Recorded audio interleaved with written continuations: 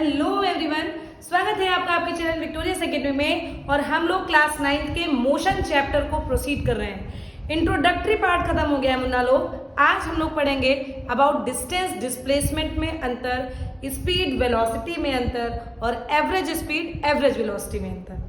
तो सबसे पहले चूंकि मोशन चैप्टर है तो आज एक बार फिर से थोड़ा सा प्रीवियस वाली बात, scalar quantity, vector quantity. Scalar quantity वो क्वांटिटी होती है जिसमें सिर्फ और सिर्फ मैग्नीट्यूड आप कैलकुलेट कर सकते हो, और वेक्टर क्वांटिटी वो क्वांटिटी होती है जिसमें हम लोग मैग्नीट्यूड के साथ साथ डायरेक्शन भी मेजर करते हैं। यही बात बताई थी। उसके बाद उसकी यूनिट्स की बात बताई थी कि हम लोग एमकेएस यूनिट को फॉलो करते हैं, जिसमें डिस्टेंस को मीटर में यानी कि लेंथ को मीटर में और टाइम को सेकंड में और वेट को किलोग्राम में नापते हैं। ये सब बातें याद रखना क्योंकि अब काम आने वाला है। तो मोशन की डेफिनेशन की बात करें तो the phenomena of change of position of an object, मतलब कोई एक बॉडी है ए पॉइंट पर, वो बी पॉइंट पर आ गई, बस मोशन हो गया, इसको मोशन कहते हैं। अपनी पोजीशन बदले भाई, वो समझ में आया। तो ऐसा नहीं कि हम खड़े खड़े ये कर रहे हैं, हाँ ठीक है ये भी एक प्रकार का, लेकिन ये मोशन नहीं है, ये मूवमेंट है। इस बात को समझो। जैसे अगर एक जगह पर खड़े खड़े होकर हम लोग अगर इस तरीके से मूव कर रहे हैं तो this is the kind of movement, not a motion. Motion में हमेशा पोजीशन चेंज होती है। कोई भी ऑब्जेक्ट एक जगह से चलकर दूसरी जगह पर पहुंचता है, इसी को हम लोग मोशन कहते हैं। तो डेफिनेशन याद रखेंगे, the phenomenon of change of position of an object is called motion. अब अगर जगह बदली तो दूरी तय की, तो बेटा दूरी को अंग्रेजी में डिस्टेंस या फिर डिस्प्लेसमेंट कहते हैं। डिस्प्लेसमेंट अगर नहीं पढ़ा तो आज ये पढ़ो कि उसको डिस्प्लेसमेंट भी कहते हैं। किस केस में कहते हैं वो हम बताएंगे। सबसे पहले डिस्टेंस की बात करें। अब देखिए, जैसे अगर कोई बॉडी चली ए से बी से सी से डी, यहाँ चली 2 किलोमीटर, फिर चली 2 किलोमीटर, फिर चली 2 किलोमीटर, टोटल वो कितनी चल गई बेटा? 6 किलोमीटर चल गई।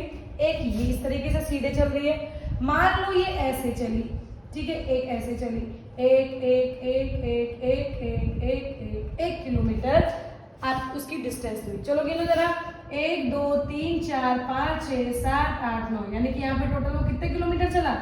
9 किलोमीटर चला। यही तो बात है। तो इसकी डेफिनेशन क्या समझ में आई कि अगर कोई ऑब्जेक्ट, ये ए पॉइंट है, ये बी पॉइंट है, अगर कोई ऑब्जेक्ट एक पोजीशन से दूसरे पोजीशन पर शिफ्ट होता है तो जो actual path covered by the body, मतलब जैसे चला उसी रोड पर चल चल के ही हम लोग वो डिस्टेंस कवर करते हैं, मतलब उसको जब कैलकुलेट करते हैं तो हमारा डिस्टेंस निकल के आता है। समझ में आया?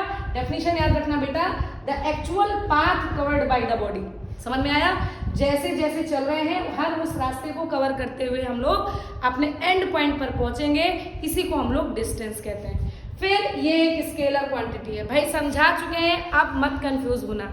स्केलर क्वांटिटी का मतलब, इसको बड़े प्यार से हम लोग मैग्नीट्यूड डिसाइड कर लेते हैं। इसमें ये जरूरी नहीं कि ऊपर चला नीचे चला, बस चला 1 किलोमीटर चला, 5 किलोमीटर चला, ऊपर चला नीचे चला, ईस्ट चला वेस्ट चला, कोई मतलब नहीं, चला, दूरी तय की। तो दूरी कैसी क्वांटिटी है? Scalar quantity. डायरेक्शन की कोई नीड नहीं होती।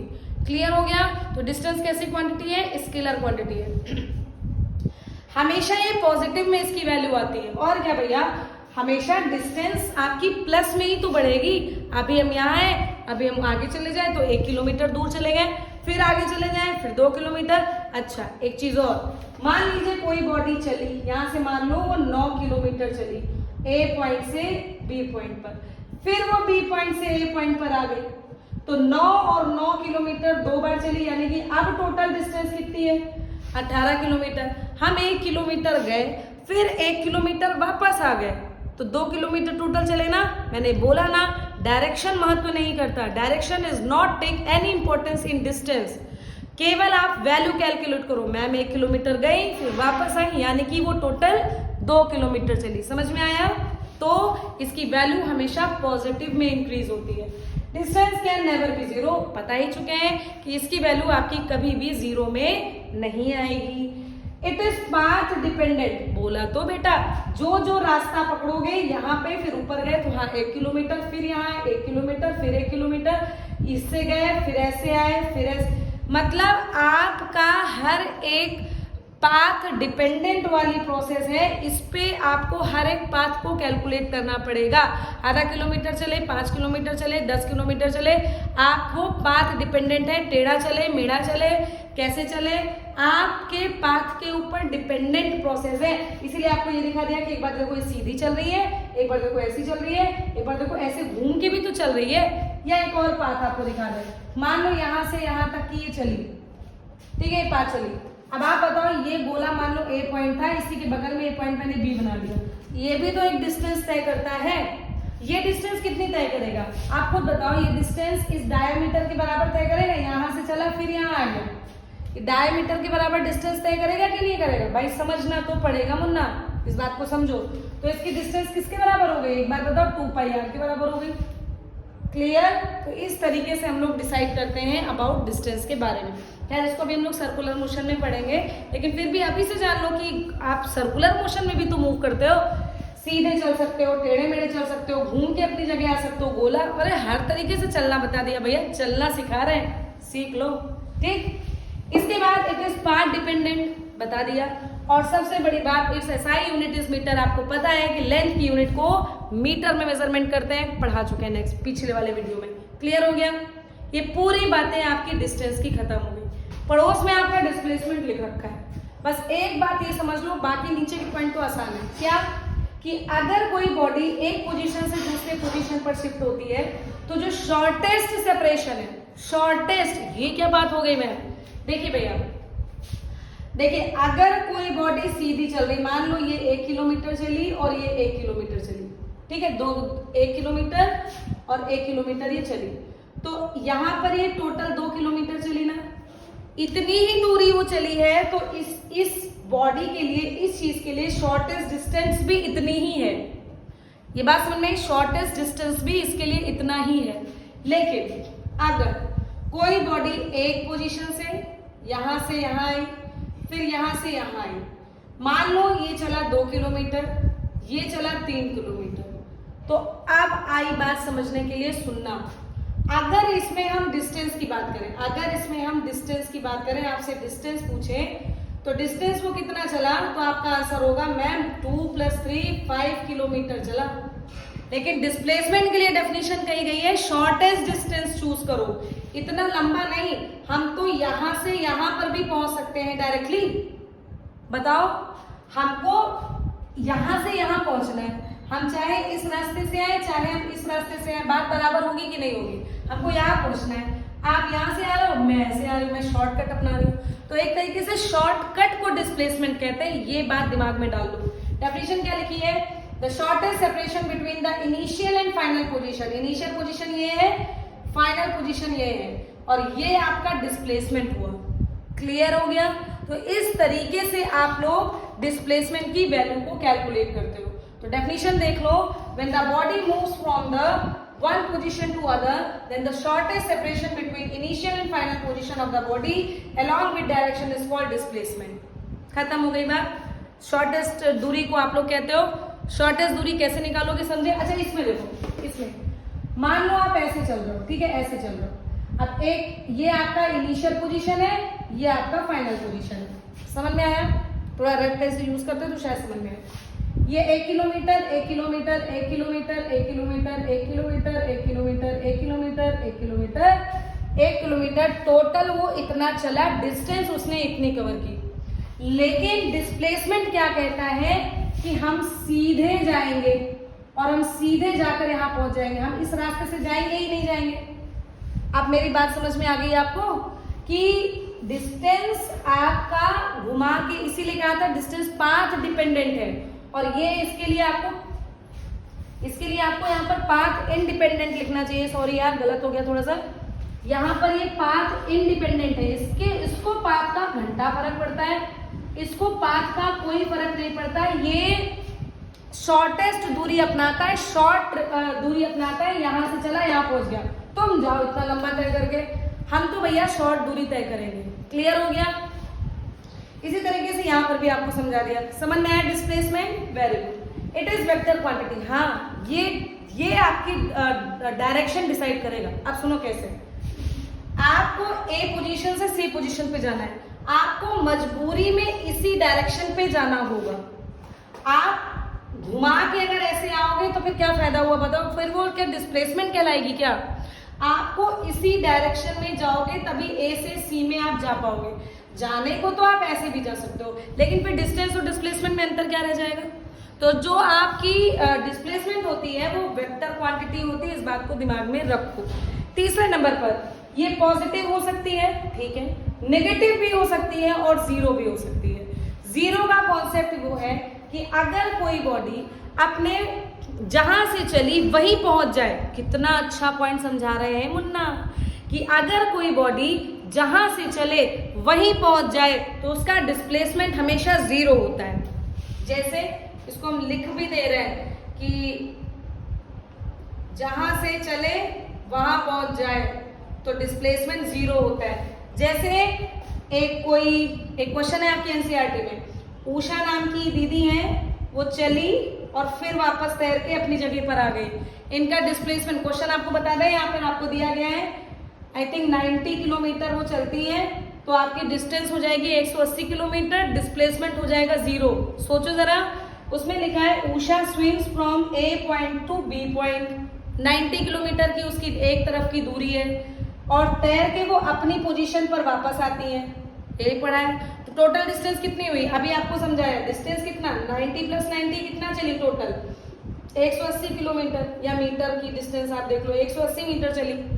लेकिन अगर डिस्प्लेसमेंट की बात करें तो अभी मैंने लिखा है जहां चलो वहीं पहुंच जाओ, जहां से चलो वहीं पहुंच जाओ, तो डिस्प्लेसमेंट जीरो हो जाएगा। तो ये जहां से चली वहीं पहुंच गई, डिस्प्लेसमेंट क्या हो गया जीरो। बेटा ये कॉन्सेप्ट एकदम गांठ बांध लो, बड़ा इंपॉर्टेंट है। अब यही बात सर्कुलर की बात करें, देखो लिख भी रखा है मैंने कि सर्कुलर लूप में डिस्प्लेसमेंट हमेशा जीरो होता है। क्यों? क्योंकि बेटा इसका इनिशियल और फाइनल तो जहां से चलो वहीं पहुंचता है। बताओ, अगर उसको टोटल डिस्टेंस तय करनी होगी तो जहां से चलो वहीं पहुंचो, तो इसका मतलब है कि सर्कुलर लूप में डिस्प्लेसमेंट हमेशा जीरो होगा। लेकिन अभी बताया डिस्टेंस उसकी 2 पाई आर के बराबर होगी। हुआ ना बढ़िया कॉन्सेप्ट? डिस्टेंस उसकी इस डायामीटर के पेरीफेरी के बराबर होगी, जो इसका टोटल पेरीफेरी होता है उसके बराबर होगी। ठीक, इसकी पेरीफेरी 2 पाई आर के इक्वल होती है, सर्कुलर की पेरीफेरी 2 पाई आर के बराबर होती है, तो उसके इक्विवेलेंट आपका डिस्टेंस हो जाएगा। लेकिन सर्कुलर लूप में अगर डिस्प्लेसमेंट की बात करें तो जीरो। बताओ 2 पाई आर नहीं होगा क्या?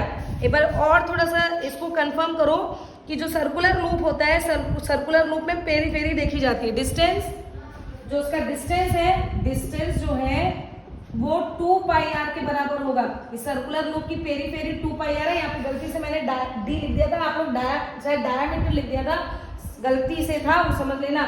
2 पाई आर पेरीफेरी होता है ना, होता है कि नहीं यार? समझ में आया? एकदम क्लियर हुआ? समझ में आया? डिस्टेंस टोटल 2 पाई आर के बराबर, डिस्प्लेसमेंट जीरो के बराबर। क्लियर हो गया होगा मेरे ख्याल से।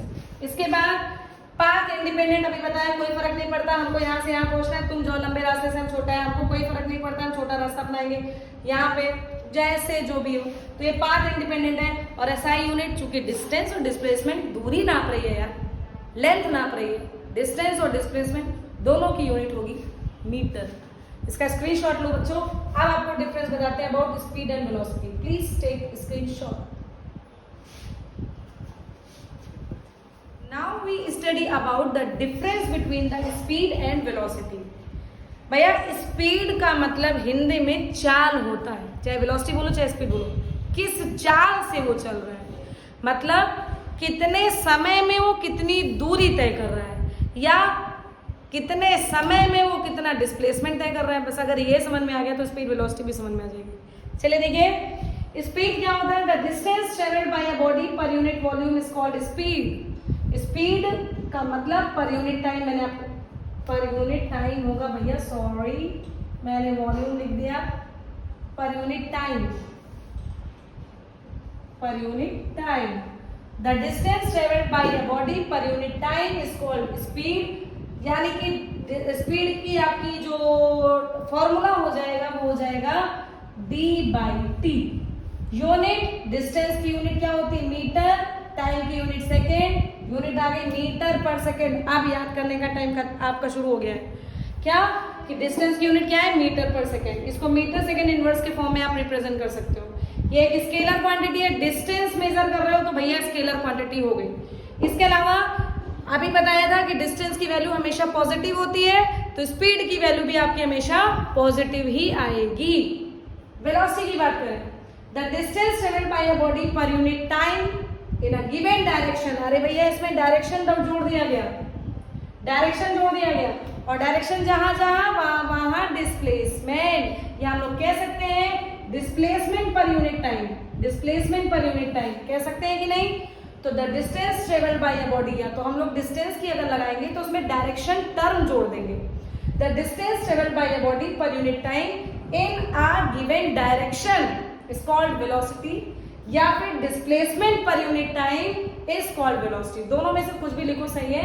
मैंने आपको लिख दिया एस बराबर डिस्प्लेसमेंट अपॉन टाइम, और इसको अभी आप डी बाई टी से ही रिप्रेजेंट करोगे।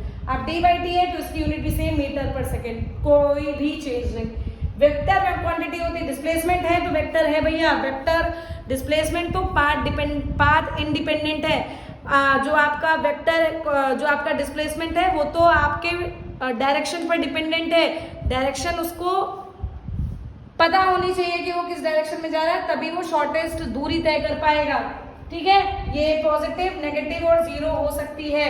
वेलोसिटी आपकी पॉजिटिव, नेगेटिव, जीरो। चलो इसकी बात कर लेते हैं। सुनो बेटा, अगर कोई बॉडी रेस्ट पे है, मतलब कोई बॉडी बस चलना शुरू कर रही है, आपसे एक क्वेश्चन में आ जाए कि if a body is at rest, तो समझ लेना उसकी इनिशियल वेलोसिटी जीरो हो जाएगी। फिर से एक बार बोल रहे हैं कि अगर कोई बॉडी रेस्ट पर है तो उसकी इनिशियल वेलोसिटी जीरो हो जाएगी। ध्यान रखना, ये क्वेश्चन में लगाओगे, और इनिशियल वेलोसिटी को आप यू से रिप्रेजेंट करते हो। ये जब आप कैनेमेटिकल इक्वेशन आपको एक आगे आएगा एक टॉपिक, उसमें बताएंगे। अभी लेकिन समझ लो कि if a body is at rest, अगर बॉडी रेस्ट पर है तो इनिशियल वेलोसिटी u जीरो होगी। लेकिन अगर ब्रेक लग गया, गाड़ी खूब तेज चल रही, अचानक से ब्रेक लगा दिया, तो अगर if brakes applied in body, अगर ब्रेक लग गया किसी बॉडी में, ब्रेक्स अप्लाइड इन बॉडी, अगर ब्रेक लग गया किसी बॉडी में, तो फिर क्या होगा, तब बेटा फाइनल वेलोसिटी जीरो हो जाएगी। इसको आप क्या कहते हो, इसको आप कहते हो फाइनल वेलोसिटी। अच्छा खुद बताओ, कोई बॉडी चल रही है एकदम से रुक जाए तो फाइनल वेलोसिटी जीरो हुई कि नहीं हुई? ठीक। और अगर कोई बॉडी चलना, बस खड़े हैं, बस हम लोग रेडी हैं, दौड़ने के लिए रेडी है, पहले तो हम रुके हुए हैं ना, पहले तो मेरी वेलोसिटी जीरो है ना। तो अगर कोई बॉडी रेस्ट पे है तो उसकी इनिशियल वेलोसिटी जीरो होगी, और अगर कोई बॉडी चलते चलते ब्रेक लगा दिया जाए तो उसकी फाइनल वेलोसिटी जीरो हो जाएगी। जो दो बातें बताई ना, ये आपके न्यूमेरिकल में बड़े काम आने वाली चीज है, इसको नोट करो यार, नहीं नोट करोगे तो दिक्कत हो जाएगी, इसको नोट करो। ठीक, शाबाश, इसका स्क्रीनशॉट लो। इसके आगे हम लोग पढ़ेंगे about average speed and average velocity. Please take screenshot. आज का लास्ट टॉपिक हम लोग पढ़ेंगे the difference between average speed and average velocity. इतना पढ़ के आज हम लोग खत्म कर देंगे। ठीक, चलो भाई जल्दी से देखो, total distance travelled divided by total time. जरा देखो टोटल डिस्टेंस का क्या मतलब है। देखो कोई बॉडी है, चली भाई चली, कितना चली, d1 चली, d2 चली, d3 चली, d4 चली। ठीक, और उसने टाइम लगाया, t1 लगाया, t2 लगाया, t3 लगाया, t4 लगाया। क्लियर हुआ? तो total distance travelled divided by total time taken to cover that distance, इसको कवर करने में जितना distance the distance travelled divided by total time is taken to cover that distance is called as speed. समझ में आया? यानी कि total distance upon total time. छोटी भाषा में समझो, डेफिनेशन इसकी कम आती है, इसका डायरेक्टली फॉर्मूला आता है। तो d1 plus d2 plus d3 upon t1 plus t2 plus t3। Unit क्या होगी बता, इसकी यूनिट क्या होगी? इसकी यूनिट मीटर पर सेकेंड। क्या है बात करते हो राजा, याद करो यूनिट। इसकी यूनिट अगेन वेलोसिटी है, तब भी मीटर पर सेकेंड आएगी कि नहीं आएगी? लेकिन इसके लिए एवरेज वेलोसिटी के लिए कॉन्सेप्ट थोड़ा बदला। क्या कि if the velocity is changing, मान लो वेलोसिटी बदल गई, आप पहले किसी और स्पीड से चल रहे हो, फिर किसी और स्पीड से चल रहे हो। जैसे मान लो आपको यहाँ से कहीं भी जाना हो, हम 1 2 अब कैसे किसी का हम कहीं बोल दे लखनऊ जाना, कानपुर जाना, कहीं भी जाना हो, आप पहले तो 10 किलोमीटर चले 1 घंटे में, फिर आगे के 10 किलोमीटर चले 2 घंटे में। तो ये जो डिफरेंस हो गया ना, बताओ, ये तो टाइम में डिफरेंस हो गया। इसके अलावा वेलोसिटी चेंज हो रही है। पहले आप बड़े स्पीड से चले, मतलब आपने 20 किलोमीटर 1 घंटे में तय किया, फिर आगे 10 किलोमीटर 1 घंटे में तय किया। तो देखो कैसे, मतलब अगर आपने शुरू के 20 किलोमीटर 1 घंटे में तय किया और फिर आपने 10 किलोमीटर 1 घंटे में तय किया, तो इसका मतलब है ना कि वेलोसिटी चेंज हो रही है। बोलो भैया। तो अगर वेलोसिटी चेंज हो रही है लेकिन यूनिफॉर्म रेट से, टाइम तो सबका सेम है, समझे कि नहीं? कि अगर वेलोसिटी चेंज हो रही है but at a uniform rate का मतलब टाइम सेम है, तब arithmetic means of velocity. Mean क्या होता है भैया? v1। अगर 2 वेलोसिटी है तो v1 plus v2 by 2, 3 velocity है तो v1 plus v2 plus v3 by 3, 4 velocity है तो v1 plus v2 plus v3 plus v4 by 4। Arithmetic mean निकालना आता होगा। तो arithmetic means of these velocities is called average velocity. हमने 3 velocity की बात मानी है, 2 वेलोसिटी होगी तो क्या होगा? v1 प्लस v2 बाई 2, बात खत्म। यही आपका क्या होता है? Average velocity. छोटी छोटी बातें, एवरेज स्पीड का मतलब total distance upon total time. Average velocity अगर निकालोगे तो अरिथमेटिक सम ऑफ वेलोसिटीज निकाल लोगे, बात खत्म। लेकिन अगर एवरेज स्पीड और एवरेज वेलोसिटी एकदम सेम डायरेक्शन में दी गई है, मतलब अगर स्ट्रेट लाइन पाथ है, मतलब आप कहीं भी मुड़ नहीं रहे हो कि रुके फिर पीछे आ गए फिर चले, अगर ऐसा कुछ नहीं है, सेम लाइन पाथ में आप यहाँ से चले और यहीं रुक गए, तो इसकी एवरेज स्पीड और एवरेज वेलोसिटी हमेशा सेम आएगी, कोई डिफरेंस नहीं आएगा। इस बात को आप ध्यान रखोगे। क्लियर हो गया?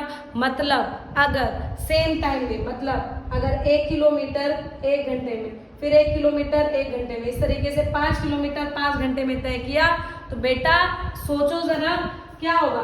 टोटल डिस्टेंस कितनी? 5/5 कितना? 1 आया। यहाँ पर देखो, अच्छा तो 5 आपकी वेलोसिटीज हो जाएगी, तो 5/5 अरिथमेटिक में निकालोगे तब भी तो 1 ही आएगा। नहीं, इतना ज्यादा अगर नहीं आ रहा है तो नको टेंशन, एक लाइन अभी याद करो, क्योंकि जब हम लोग न्यूमेरिकल की सीरीज लेंगे तो उसमें और अच्छे से समझेंगे कि आखिर न्यूमेरिकल्स को कैसे सॉल्व किया जाता है। अभी थ्योरेटिकल बात कर रहे हैं, न्यूमेरिकल में नहीं घुस रहे हैं, इसलिए ज्यादा परेशान मत होना। सीधे सीधे याद करो कि एवरेज स्पीड और एवरेज वेलोसिटी सेम होती है अगर कोई बॉडी सीधे स्ट्रेट लाइन में मूव कर रहा होता है। क्लियर हुआ? बस आज के लिए इतना ही रखेंगे। इसके नेक्स्ट वीडियो में हम लोग पढ़ेंगे acceleration, uniform non uniform motion और छोटे मोटे ग्राफ के बारे में। एक लेक्चर में काइनेमेटिकल इक्वेशन हो जाएगा और उसके ग्राफ को प्रूव करवा देंगे। मुश्किल से 3 और लेक्चर लगेंगे मुन्ना और आपका ये चैप्टर खत्म। लेकिन हाँ, न्यूमेरिकल नहीं करवा पाएंगे, वो बात तय है। अभी हम लोग सिर्फ और सिर्फ क्या पढ़ रहे हैं? थ्योरी।